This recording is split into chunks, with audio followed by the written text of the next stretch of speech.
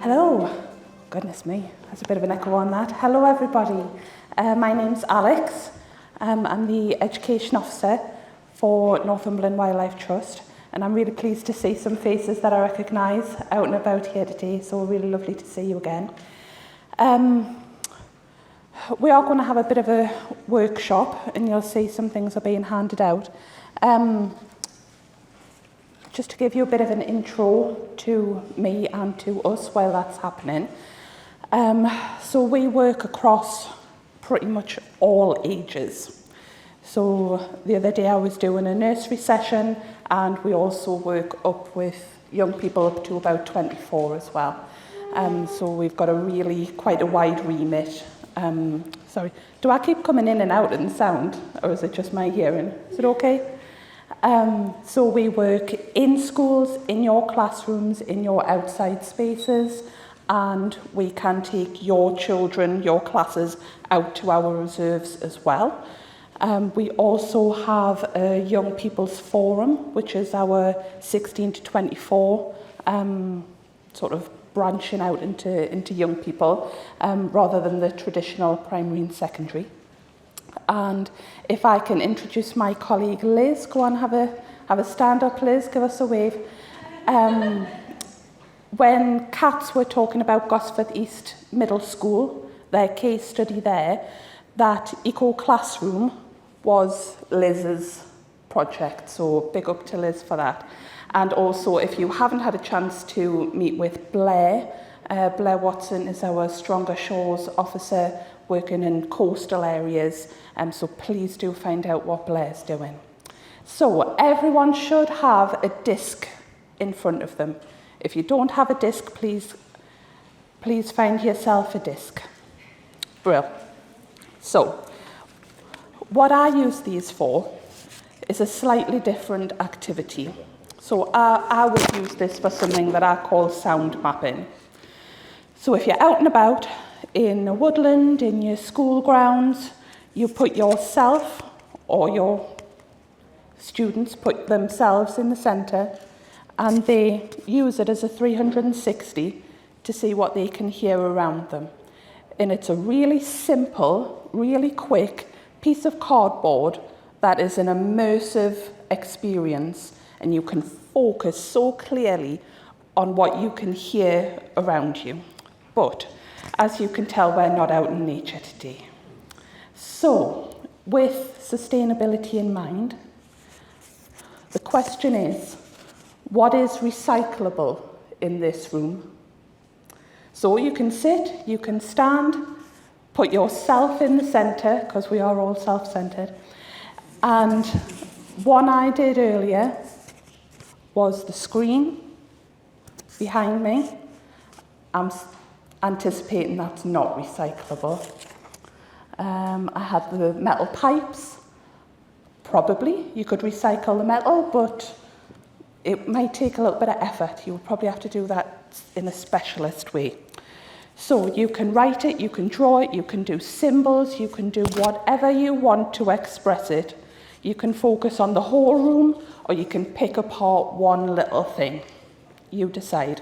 A quick 5-minute, stay where you are or on your feet, and we'll have a little recap in a minute. Go for it.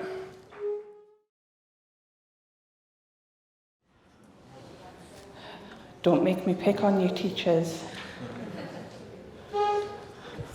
Go for it, Olivia. Okay. Okay, so what leapt out at you first? What did you choose first? Wooden panelling, yeah? Yeah. Yes, lots of glass. Yeah, I've picked up on that one as well. Yeah. Anybody else pick up on anything in particular? Did anyone not do the whole room? Did anyone pick one particular thing? I'm presuming this whole room, this is a reused building. I'm guessing this was the boiler house, wasn't it? Is that why it's called the boiler house? I presume so. This is a reused space, isn't it? Yeah. Knocking it down, they've reused it. Yeah. So was anyone surprised when they thought about what might be recyclable or sustainable in this room, how much of it is or how much of it isn't? I think I was. Yeah, Paul? The electrical equipment is often Yeah.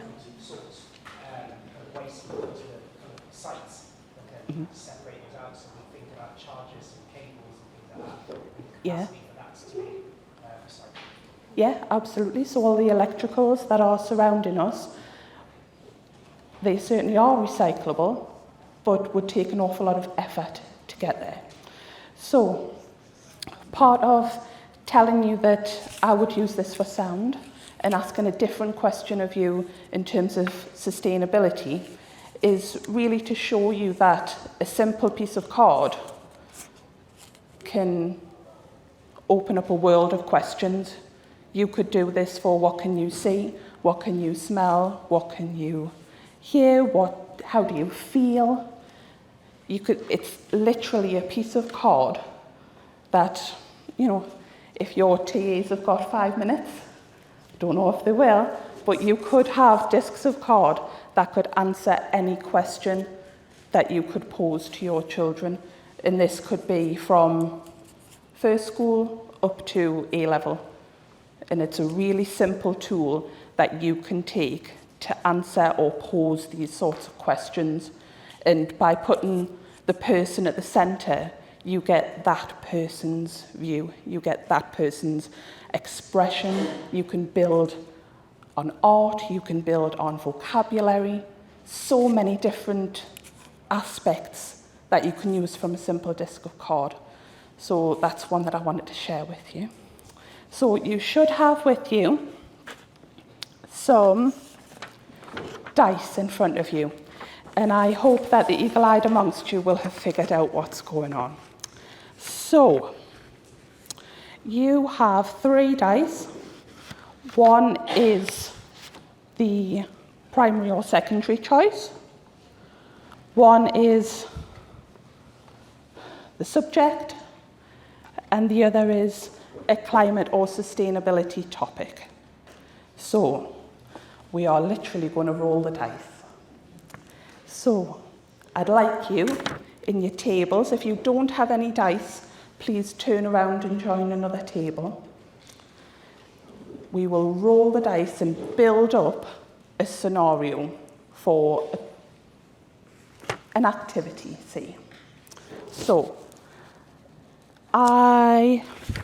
if I rolled primary, if I rolled numeracy, and then if I rolled recycling, I might think about the sorts of measurements and weights that a class could measure if they were to count all of the recycling that the class created in a week or a month. That's something I could do, and that would answer all of those options. Okay, does that make sense? Yeah, or have I waffled on a little bit? No? Okie dokie. So, if you want to nominate one roller, or if everyone wants to have a go, please get stuck in. And if you roll primary and you're not a primary teacher and you've got absolutely no ideas, just roll it again. It's meant to be creative, not painful. So do give it a go, and please learn from each other, because everyone's got so many different specialties here, and we will be doing the rounds with some ideas. So get stuck in. Well, that was a quick minute, wasn't it? Right, thank you so much for getting so involved in that. I've heard an awful lot of really, really good conversations, and I think it's sparked a lot of ideas for a lot of people.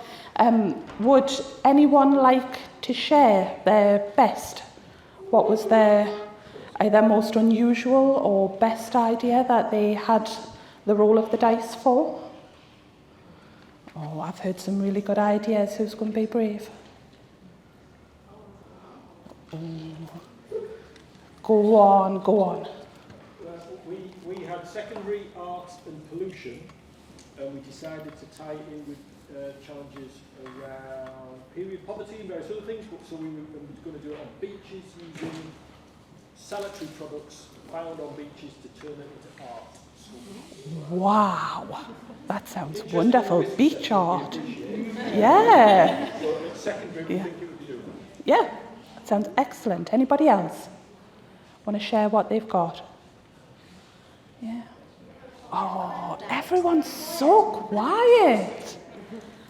Okay, did anyone find that useful? Sorry, go on, Paul. So we had your choice, which we chose for the students in middle schools. Yeah. Year 8, really activating that. Year 8, yeah. And we had recycling and we had science, although the conversation seems to go into other subjects. Yeah. And then we initially started talking about recycling plants and visiting that, careers links, and then we started talking about products that are recycled, the misconceptions around is there something different between recycling and reusing, and then we said, well, how do we get children activated and engaged making things? So how can we make paper? So we talked about the amount of paper that we use in schools. Do we need to print, for example? But then looking at kind of the way in which we can make useful products out of materials that are recycled and changing attitudes around that. And we also talked about mobile phones. Year 8 includes their mobile phones. What happens to a mobile phone chemically? Kind of how do we break that down? Which parts of the products can be recycled? What can we do with that? We looked at planned obsolescence of phones and attitudes towards mobile phones. And after 2 years, what do you do with your contract? Do you get a SIM only, or do you keep your phone, or do you get the next latest product? So the electronics inside it, phone, Yeah. how it might adapt as well. That's a really good angle to take on that. And I'm sort of buzzing with ideas on that. I love that. Thank you so much. I hope that you did find that useful. And part of doing that is to show that this is a really broad concept and can fit into so many different subjects at so many different ages, and we are not limited, we're not constrained. And even though it may not be sort of at the core of the curriculum yet, there are flavours that we can pull out that are still already in the curriculum there, and we can bend them to what we hope to do. So thank you very much. Thank you for taking part. I appreciate it. Thank you.